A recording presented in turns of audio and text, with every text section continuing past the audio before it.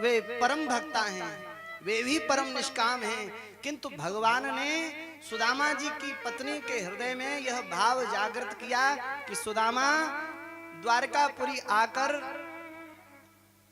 हमारी द्वारका को पवित्र करें। और सुदामा जी की पत्नी ने सुदामा जी से प्रार्थना की।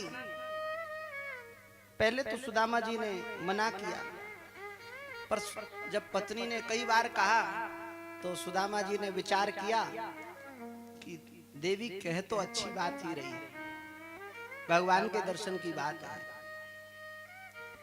कहा कि दर्शन करने, भगवान के दर्शन करने कभी खाली हाथ नहीं जाना चाहिए, गुरु के पास खाली हाथ नहीं जाना चाहिए, राजा के पास खाली हाथ नहीं जाना चाहिए।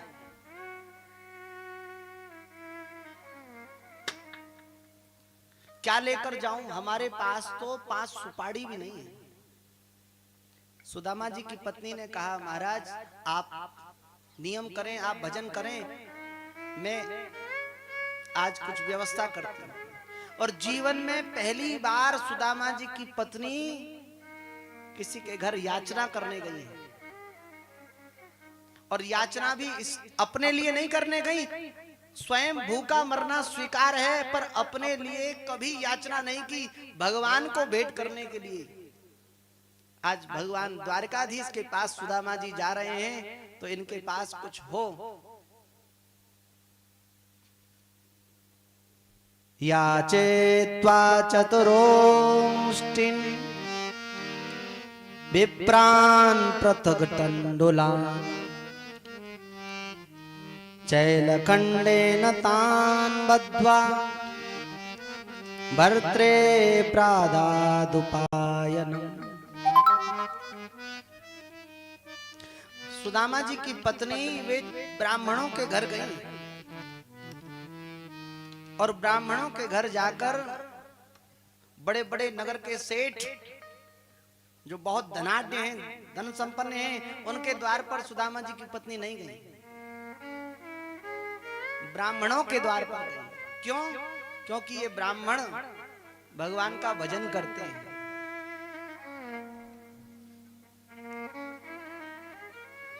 और इनकी तरफ से भी कुछ सेवा लग जाए। ब्राह्मण का धर्म केवल दान लेना नहीं है, दान देना भी है। केवल यज्ञ करना ही ब्राह्मण का धर्म नहीं है, आचार्य बनना ही धर्म नहीं है, कभी यजमान भी बनना चाहिए। केवल दान लेना नहीं, दान देना भी है, पढ़ना भी है और पढ़ाना भी है। उन ब्राह्मणों को पवित्र करने के लिए उनके द्वार पर गई और 4 ब्राह्मणों के द्वार पर गई और 4 ब्राह्मणों से एक एक मुट्ठी पृथक टंडुल चूड़ा मांगा, चावल नहीं। सुदामा जी की पत्नी चावल नहीं मांग के लाई, टंडुल। पृथक टंडुल का अर्थ है जिसे कुचल दिया गया है।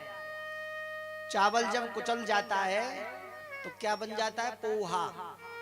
क्या बोलते हैं? पोहा बोलते हैं, कहीं चूड़ा भी बोलते हैं। वो पोहा चूड़ा लेकर गई, चूड़े की याचना थी। अच्छा, चूड़ा अच्छा भी होता है, चूड़ा सुपाच्य भी होता है।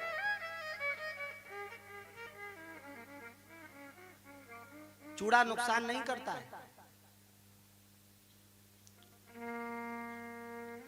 चैलखण्डेन तान् बद्ध्वा, बढ़िया कोई डिब्बा नहीं है जिसमें बंद करें। अपनी धोती, फटी हुई धोती में से थोड़ा चीर फाड़ा और उसमें वो 4 मुट्ठी चूड़ा बांध दिया,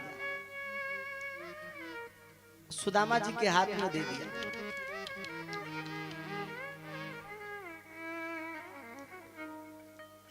सतानादाय विप्राग्र प्रययौ द्वारका किल कृष्ण संदर्शनम मह्यम कथम स्यादिति चिंतयन्। और श्री सुदामा जी द्वारकापुरी की ओर गए। चले। पर सुदामा जी का शरीर बहुत कृश है, कमजोर है। नगर से निकलते ही थक गए। अब शरीर में इतनी सामर्थ्य नहीं है कि एक कदम भी आगे बढ़ा सके। वहीं बैठ गए। भगवान से कहा, अरे लाला कन्हैया, भैया देख मैं तो हार गयो।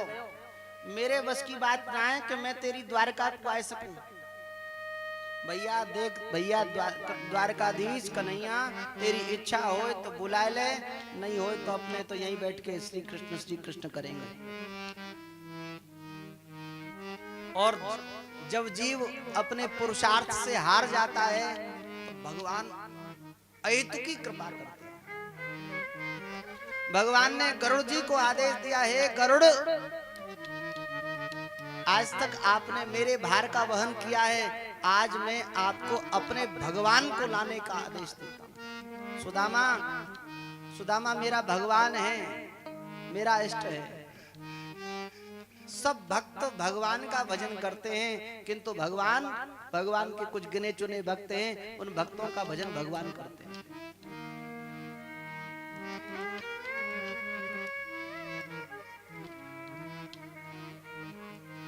भगवान राम का भजन सब करते हैं, पर भगवान राम किसका भजन करते हैं?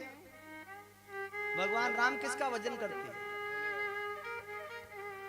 भगवान राम राम राम राम, सब राम राम भजन करते हैं, किंतु भगवान राम भरत सरेस को राम सनेही, जग जप राम राम जपते। भरत सरेस को राम सनेही, जग जप राम राम जपते। संसार राम राम का भजन करता है और भगवान राम अपने भक्त भरत का भजन करते हैं। संसार श्री कृष्ण श्री कृष्ण श्री कृष्ण श्री कृष्ण करता है और श्री कृष्ण सुदामा सुदामा सुदामा सुदामा सुदामा सुदामा सुदामा।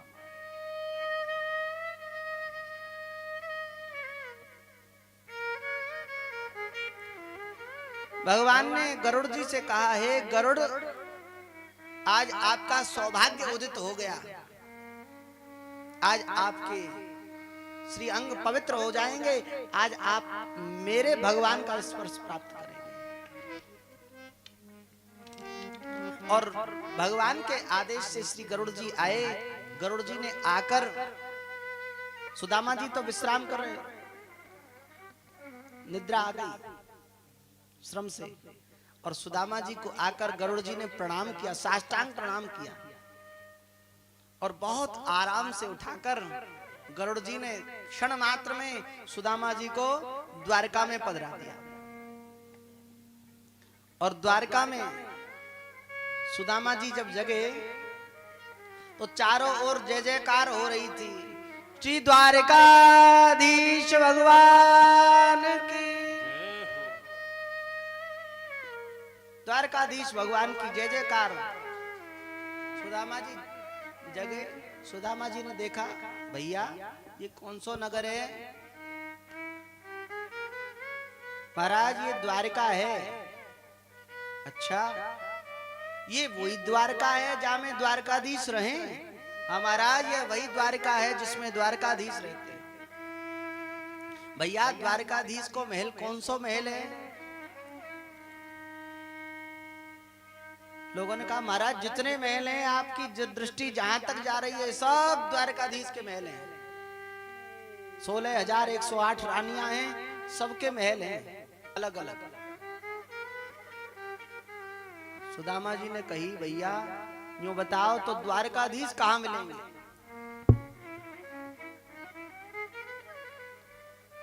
द्वारपालों ने कहा, महाराज आप जिस महल में चले जाएंगे उस महल में द्वारकाधीश हैं। प्रत्येक रानी के साथ द्वारकाधीश रहते हैं। कहीं भी सुदामा जी को द्वारपालों ने रोका नहीं है। भगवान के द्वारपालों का इतना साहस नहीं है कि वे भगवान के भक्त को भगवान का दर्शन करने से रोक सके। एक बार रोका था वैकुंठ में। वैकुंठ में सनकादिक भगवान का दर्शन करने गए, किंतु भगवान के द्वारपाल जय और विजय ने रोक दिया और परिणाम यह हुआ कि उन द्वारपालों को असुर बनना पड़ा। भगवान के महल में स्वतंत्रता है, भगवान प्रसाद पा रहे हो, भगवान शयन कर रहे हो, भगवान किसी भी अवस्था में हो, कोई भक्त कभी भी भगवान के दर्शन कर सकता है। वहां की बात है।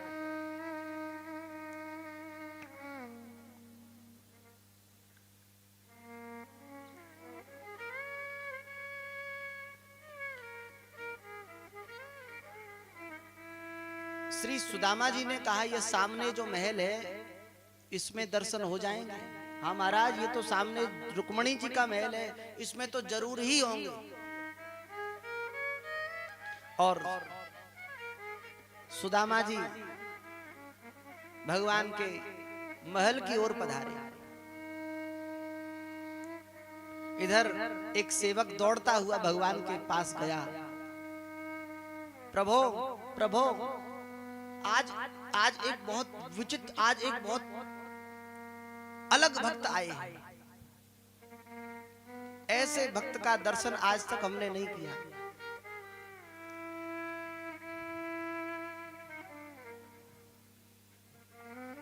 कैसे भक्त हैं? शीस पगाना जगातन पे प्रभु, जाने के आई बसो के ही ग्राम। शीस पगाना जगातन पे प्रभु, जाने के आई बसो के ही ग्राम। धोती पट्टी सिलटी दुपट्टी और पाए पायन की नहीं संग। धोती पट्टी सिलटी दुपट्टी और पाए पायन की नहीं संग। पूछत दीन दयालु को धाम,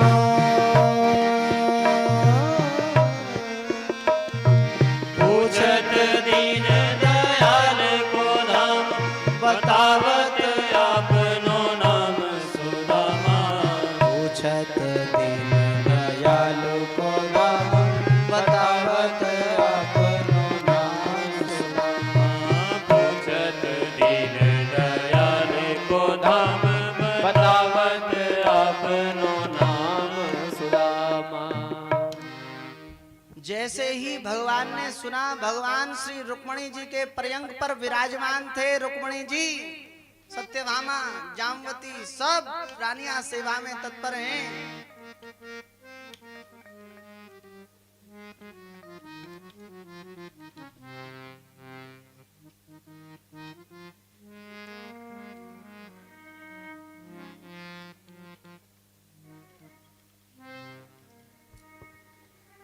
श्री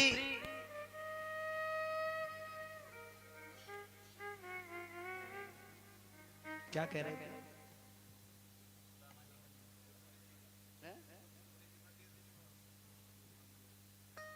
क्या कह रहे थे?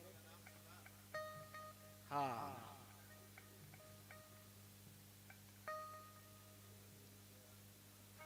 हम तो दक्षिणा देखकर भूल ही गए। जैसे ही द्वारपाल ने कहा, प्रभु एक फटी धोती के एक विप्र देवता आए हैं, मस्तक पर भी कुछ नहीं है, पगड़ी नहीं है, पैरों में भी कुछ नहीं है। प्रभु पैरों में छाले हो रहे हैं, लगता है बहुत दूर से आए हैं, बहुत दुर्बल हैं। भगवान ने कहा नाम क्या है बताओ। और जैसे ही सेवकों ने कहा प्रभु उनका नाम सुदामा है, सुदामा सुनते ही भगवान दौड़े। द्वारकाधीश भगवान को मुकुट धारण कराना चाहती हैं, कहीं मुकुट गिरा, कहीं पीतांबर गिरा, कहीं लकुट गिरी, भगवान दौड़े। आज भगवान ने पादुका भी नहीं पहनी, दौड़े और दौड़कर जैसे ही सुदामा का दर्शन भगवान ने किया, सुदामा का दर्शन करते ही भगवान विफल होकर रोने लगे।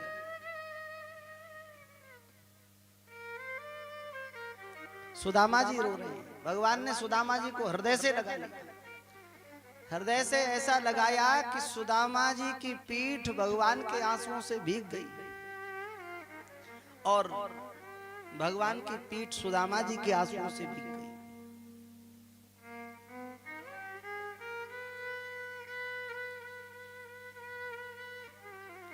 दोनों का स्नेहमय बंधन इतना प्रगाढ़ है, इतना तीव्र है कि बहुत समय हो गया। भगवती महामाया ने यह विचार किया, यह प्रेमी, यह युगल, यह मित्र यदि अनंत काल तक भी ऐसे ही मिलते रहें, ऐसे ही मिले रहें, तो भी इनका प्रेम पूरा नहीं होगा।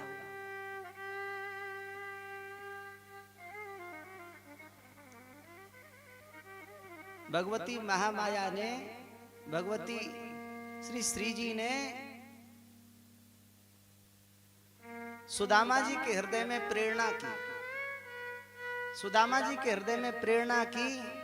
सुदामा जी ने विचार किया, देखो मेरे शरीर में हड्डी हड्डी निकल रही है और ये श्याम सुंदर का शरीर कितना सुकोमल है, कैसा कोमल है। मेरे शरीर की हड्डियां इन्होंने इतने तेज, इतनी जोर से आलिंगन किया है, गले मिल रहे हैं कि मेरी हड्डियां इनके वक्षस्थल में, इनकी छाती में चुभ रही होंगी और मेरे कारण इन्हें कष्ट हो, ये सुदामा नहीं चाहते। सुदामा ने अपना बंधन ढीला कर दिया और इधर द्वारकाधीश के हृदय में श्री जी ने प्रेरणा की।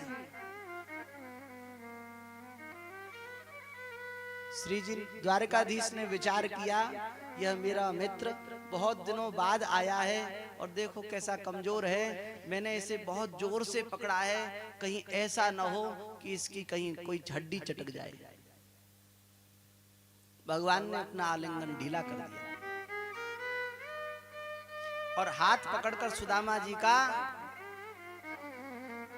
भगवान महल में अंदर ले जाकर भगवान ने निज पर्यंक पर, अपने निज आसन पर भगवान ने, भगवान से ऊंचा, भगवान से श्रेष्ठ आसन किसी का नहीं है, इसलिए भगवान ने अपने आसन पर श्री सुदामा जी को विराजमान किया। और जैसे भक्त भगवान का पूजन करते हैं, पाद्य, अर्घ्य, आचमन इत्यादि के द्वारा, षोडश विधि से, चंदन, माला, पुष्प,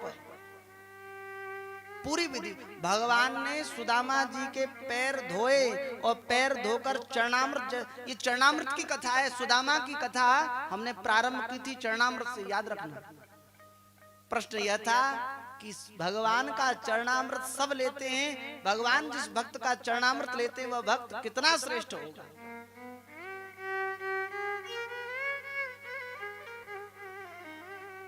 अग्रही शिरसा राजन भगवान लोक पावन व्यलिम्पद्दिव्य गंधेन चंदनागरु कुमकुमई। भगवान सबको पवित्र करने वाले हैं, भगवान लोक पावन, अपवित्र पवित्रो वा सर्वावस्थांगतोऽपि वः यस्मरेत् पुंडरीकाक्षं सब बाह्याभ्यंतर शुचि। भगवान सबको पवित्र करते हैं, किंतु वे भगवान अग्रहित शिरसा राजन सुदामा जी का पाद प्रक्षालन करके सुदामा जी के चरणामृत को अपने शीश पर धारण कर रहे हैं, अपने आप को पवित्र करने के लिए।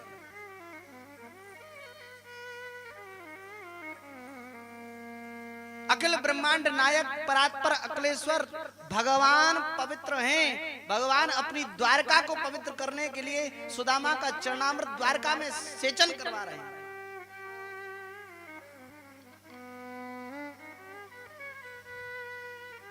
अग्रही क्षीरसाराज भगवान लोक पावन व्यलिम्पद्दिव्य गंधेन चंदनागर कुमकुमयी। षोडशोपचार में विद्वान ब्राह्मण आचार्य जानते हैं कि पाद प्रक्षालन होता है। पाद्योपाद्यम हस्योर्घ्यम मुखे आचमनीयम सर्वांगे स्नानियम। फिर वस्त्र आचमन उपवस्त्र यज्ञोपवीत गंध अक्षत धूप दीप नैवेद्य पुष्प फल माला सब चढ़ाई जाती है। ऐसे ही आज सुदामा जी साक्षात भगवान द्वारकाधीश के इष्ट आए हैं। भगवान षोडश विधि से पूजन कर नहीं भगवान राजोपचार से पूजन कर रहे हैं। जो वस्तु पदार्थ होने पर भी कंजूसी से भगवान का पूजन करता है वह पूजन करने के बाद भी अपराधी है। आपकी सामर्थ्य है कि आप विधि विधान से पूजन करें तो आप अभाव से पूजन नहीं कर सकते। अगर सामर्थ्य नहीं है तो कोई बात नहीं। आपकी सामर्थ्य है तो आपको खूब खुले हृदय से भगवान का पूजन करना चाहिए। और भगवान द्वारकाधीराज हैं, द्वारका नहीं अखिल ब्रह्मांड नायक हैं। अखिल ब्रह्मांड नायक आज अपने भगवान का पूजन कर रहा है तो राजोपचार नहीं, अगर उससे भी ऊपर कोई उपचार हो उससे करेंगे। भगवान सोने चांदी के बर्तनों से आज सुदामा जी का पूजन कर रहे हैं। धूपै सुरभिर्मित्रम प्रदीपावलिभिर्मुदा अर्चित्वा वेद्यनाताम्बूलम गां च स्वागतमब्रवीत्।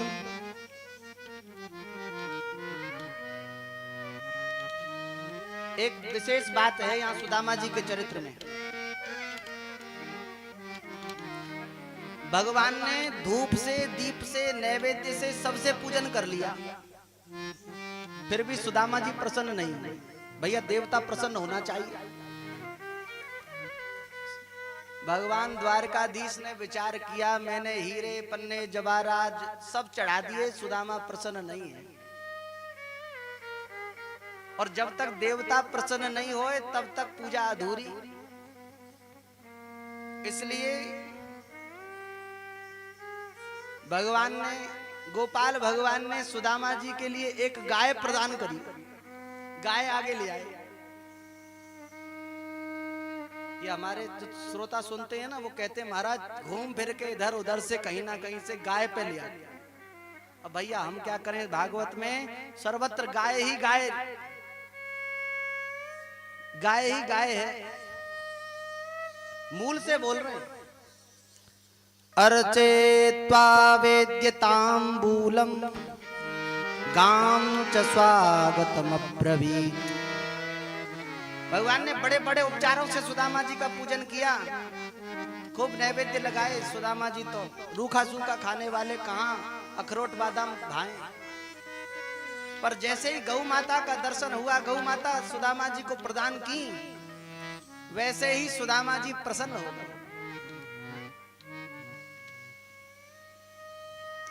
और सुदामा जी को बढ़िया सुंदर वस्त्र धारण कराए। सुदामा जी को प्रणाम किया। सब भगवान की 16,108 रानियां आ गईं। महाराज आज भगवान के भगवान आए हैं, आज सुदामा जी आए हैं, कम से कम हम आशीर्वाद तो ले लें, प्रणाम तो कर लें। महाराज मैं रुक्मणी प्रणाम कर रही हूं। देवी खूब सौभाग्यवती भव, खूब चिरायु भव, खूब। महाराज मैं जामवती प्रणाम कर रही हूं। देवी सौभाग्यवती भव, खूब दूधो नहाओ पूतो फलो। महाराज मैं सत्यभामा प्रणाम कर रही हूं। देवी खूब सौभाग्यवती भव। महाराज मैं कालिंदी प्रणाम कर रही हूं। देवी सौभाग्यवती भव। महाराज मैं नागनजिती प्रणाम कर रही हूं। देवी सौभाग्यवती भव। महाराज मैं मित्रविंदा प्रणाम कर रही हूँ, देवी सौभाग्यवती हो। महाराज मैं भद्रा प्रणाम कर रही हूँ, देवी सौभाग्यवती हो। ऐसे ऐसे करके 100, 200, 500 बार किया। सुदामा जी थक गए। सुदामा जी ने पूछी, कही, अरे भैया कन्हैया, देख यूं बता, ये सवरे द्वारका की बहू आज ही आशीर्वाद लेवे आएगी? भैया जी सबरी आज ही आशीर्वाद लेंगी, ये सवरे द्वारका की बहू। कृष्ण ने कही, ये द्वारका की ना है, ये तो सब आपकी निजी बहू हैं। लाला कन्हैया, इतनी कौन सी, तेरे कितने ब्याह भये हैं? सुदामा ठाकुर जी ने कही, अब ये तो कई बार है ना, ये ऐसे नाटक भी करने चालू कर देते हैं। बोले देखो, घर में लड़ाई करवाओगे, आपने इतनी पत्नियों को आशीर्वाद दे दिया, ये रह जाएंगी, ज्यादा ना है, बस थोड़ी सी हैं। अरे भैया कितनी है, बता तो सही। अरे कहा बताऊं, बस थोड़ी सी हैं, 16,108। सुदामा जी ने कही, भैया कन्हैया तेने तो हद कर दी। लाला भैया इतने इनको आशीर्वाद देते देते तो मेरा हाथ ही टूट जाएगा, मैं तो पधार ही जाऊंगा।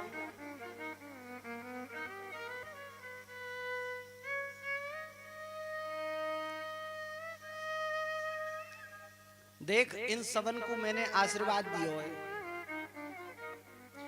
कन्हैया बोले, देखो कछु बात मत बताओ, आप पंडित हो, मैं जानू, ये मेरे घर में लड़ाई करवाओगे? 100, 200, 500 को तो तुमने आशीर्वाद दे दी, और ये सबरी इनको, ये सब मुझे लड़ेंगी कि देख लो, अपने अपनी प्रेमी बहुत को तो आशीर्वाद दिलवा दियो, और हम तो ऐसे ही हैं। सुदामा जी बोले, कोई बात ना है, देख हमने इन सबन को आशीर्वाद दियो है, खूब सौभाग्यवती भव, और तू इनको सौभाग्य है, इनको पति है, तू हमको लंबी डंडौत कर ले, तो हम तो ही को खूब आशीर्वाद दे देंगे। हाँ ठाकुर जी ने कहा, ये सही है। भगवान द्वारकाधीश ने श्री सुदामा जी को साष्टांग प्रणाम किया, और सुदामा जी ने आशीर्वाद दिया, भैया खूब प्रसन्न रहो, खूब चिरायु भव, प्रसन्न भव। भगवान के भक्त भगवान को भी आशीर्वाद देते हैं, याचना नहीं करते। एक अयोध्या के एक महात्मा थे, वशिष्ठ गोत्री। ज्यादा से ज्यादा ये घटना 50-60 वर्ष पहले की घटना है, 60 वर्ष ज्यादा से ज्यादा। हमारे दादा गुरुदेव ने सुनाई थी, दादा गुरुदेव ने सुनाई थी। अयोध्या के एक वशिष्ठ गोत्री एक ब्राह्मण थे, परम वैराग्यवान थे, और वे वशिष्ठ गोत्र के थे, इसलिए अपने में गुरुदेव वशिष्ठ का भाव रखते थे। अयोध्या कनक भवन दर्शन करने जाते तो दर्शन करने नहीं, दर्शन देने जाते, प्रणाम नहीं करते, आशीर्वाद देते। भाव की बात है, सावधानी होकर सुनना।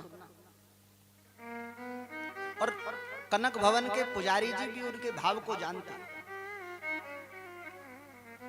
वो आशीर्वाद देते। कनक भवन बिहारनी बिहारी जी को आशीर्वाद देते, भैया रामचंद्र खूब प्रसन्न रहो,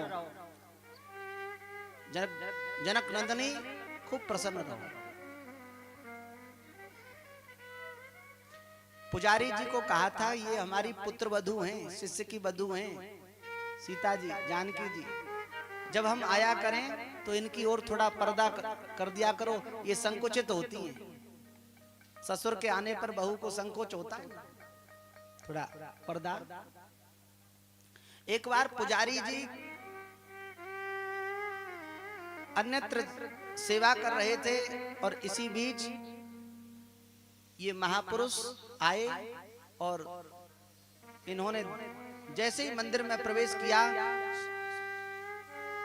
मंदिर में प्रवेश करते ही जानकी जी संकुचित हो गईं और अपने आप खड़े होकर मंदिर की मूर्ति भगवान की बात कर रहे हैं, खड़े होकर पर्दा लगा दिया।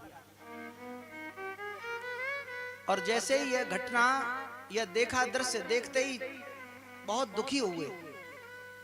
ये संत बहुत दुखी हुए और दुखी होकर प्रतिज्ञा कर ली, मेरे कारण मेरी बहू जानकी को कष्ट होता है, आज के बाद कनक भवन दर्शन नहीं करूंगा, मंदिर में नहीं जाऊंगा। जीवन भर कभी कनक भवन दर्शन नहीं किया अयोध्या में रहकर।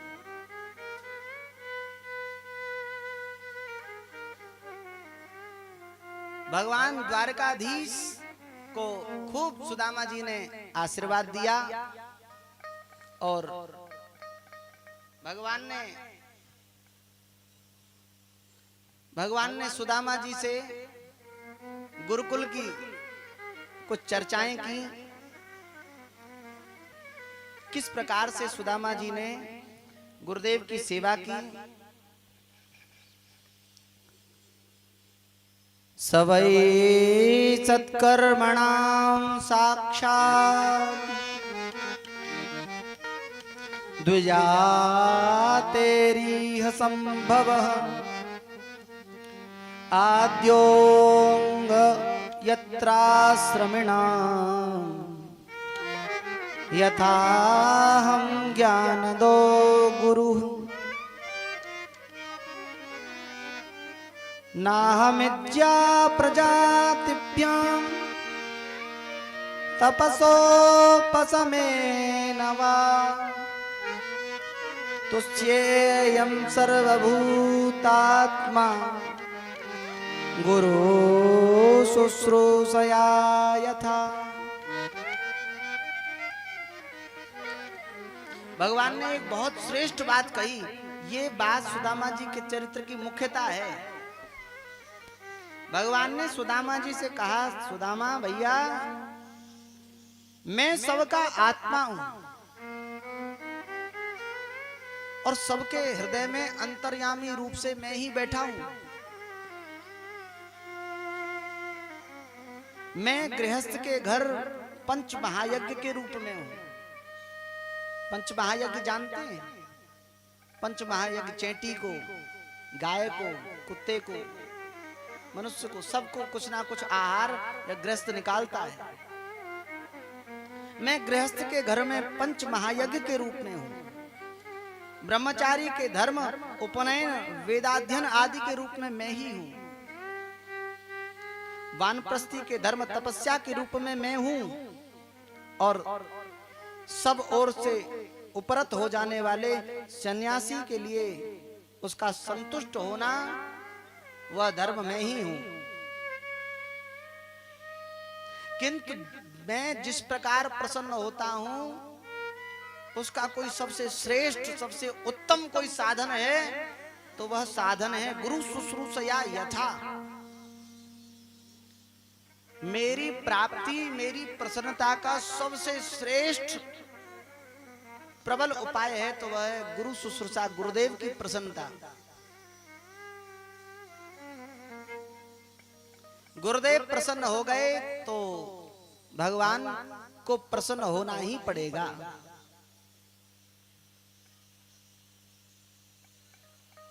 और सुदामा जी के चरित्र में सुदामा जी के ऊपर भगवान की कृपा है तो उसके मुख्य में बात है कि सुदामा जी ने गुरुदेव महर्षि सांदीपनी की बहुत श्रेष्ठ सेवा की।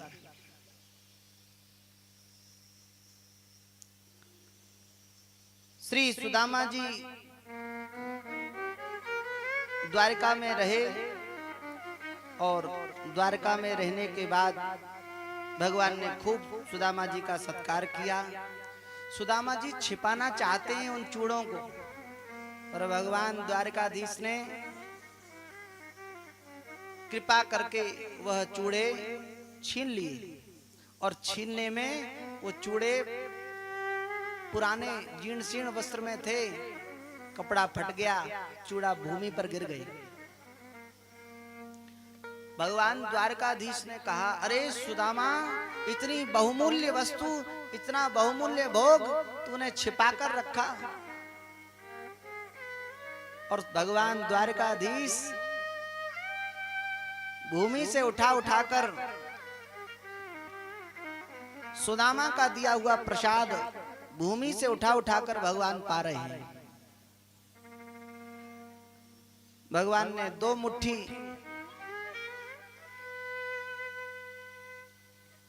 मुट्ठी चूड़ा भगवान ने पाया और इसी बीच श्री रुक्मिणी जी ने भगवान से भाव प्रकट किया, प्रभु ये भक्त का प्रसाद है और हम आपकी पाणी ग्रहीता पत्नी है, अर्धांगिनी है, आधा धर्म में अधिकार हमारा भी है, हमें भी भक्त का लाया हुआ प्रसाद प्राप्त होना चाहिए। भगवान ने 2 मुट्ठी चूड़े के बदले सुदामा को 2 लोगों का राज्य दे दिया। कुछ लोग कहते हैं कि रुक्मिणी जी ने हाथ पकड़ लिया, इसलिए पकड़ लिया कि कहीं सुदामा जी को अपना वैकुंठ नहीं दे दें, घर नहीं दे दें, कहां जाएंगे। ये भाव ठीक नहीं है। भगवान के पास जो कुछ है वो सब भक्त के लिए है।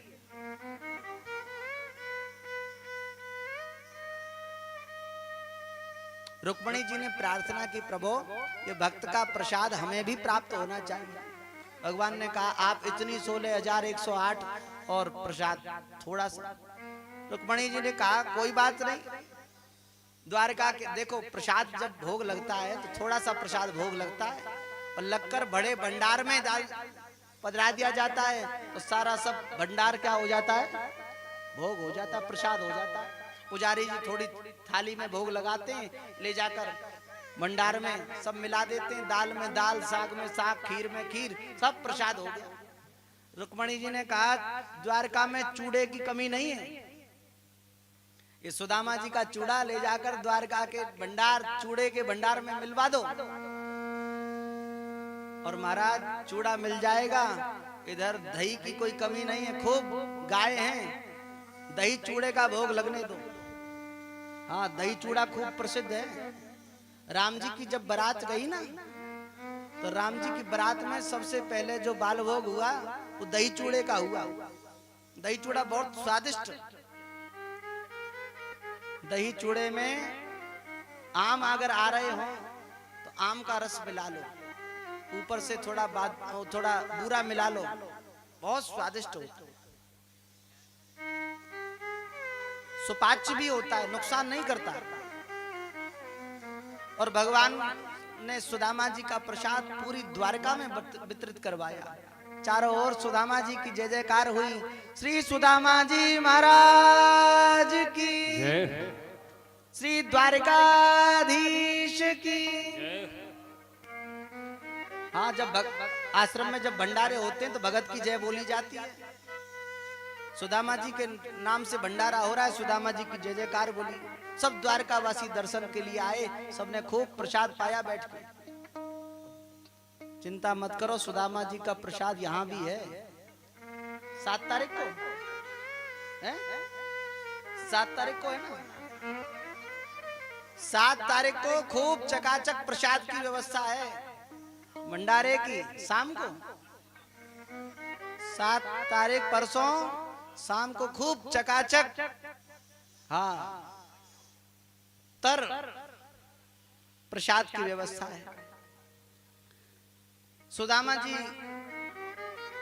को भगवान ने विदा किया। सुदामा जी लौटकर पुनः अपनी नगरी सुदामापुरी पधारे। इधर भगवान ने पहले ही विश्वकर्मा को भेजकर सुदामा जी की नगरी को दिव्य द्वारका जैसा बना दिया। भगवती महालक्ष्मी ने सुदामा जी की पत्नी को दिव्य यौवन प्रदान किया, सुंदरता प्रदान की। और सुदामा जी जब लौटकर आए तो सुदामा जी ने देखा, अरे हमारी झोंपड़ी यहाँ थी, अब तो यहाँ महल बना हुआ है, महल बन रहे हैं। किसी धनिक व्यक्ति ने हमारी झोंपड़ी हटाकर अपना महल बना लिया है, क्या करें। मंदिर देख डरे सुदामा, मंदिर देख